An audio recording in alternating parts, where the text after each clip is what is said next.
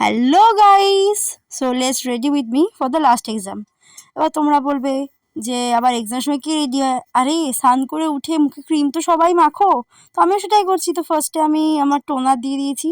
তো টোনারটা মুখে অবজার্ভ হয়ে যাওয়ার পর আমি এখানে মেখে নিচ্ছি ময়শ্চারাইজার। হ্যাঁ, পন্সের ময়শ্চারাইজারটা ইউজ করি বিকজ আমার অয়েলি স্কিন, এটা গরমকালের জন্য বেস্ট বলেই মনে হয় আমার। দেন ঠোঁটে একটু লিপ বাম লাগিয়ে নিচ্ছি।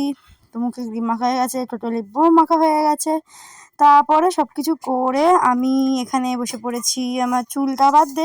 তো আমি এখানে আমার চুল বাঁধছি আর মা আমাকে একটু খাইয়ে দিচ্ছিল, কারণ পরীক্ষার সময় আমার খুব তাড়া থাকে, সে সময় নিজে হাতে খাইই না। তো মা আমাকে খাইয়ে দিচ্ছিল। তারপরে আমি বেঁধে নিচ্ছি একটা চুল। হ্যাঁ হ্যাঁ জানি, মাথায় কোনো চুল নেই, তো একটা পলিটেল করে নিয়েছি। আর তারপরে এই যে মঙ্গলসূত্রটা গলা ঝুলিয়ে নিয়েছি, এটা ছাড়া তো কলেজ অসম্পূর্ণ। আর সেদিনকে না বাইরে খুব রোদও ছিল।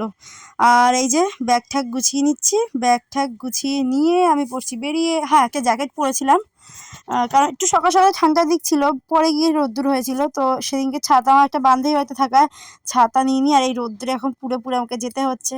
তো ভিডিওটা তোমাদের কেমন লাগলো কমেন্টে জানিও। ভিডিওটা ভালো লাগলে একটা লাইক করে দিয়ে চ্যানেলটাকে সাবস্ক্রাইব করে দিও। Bye bye.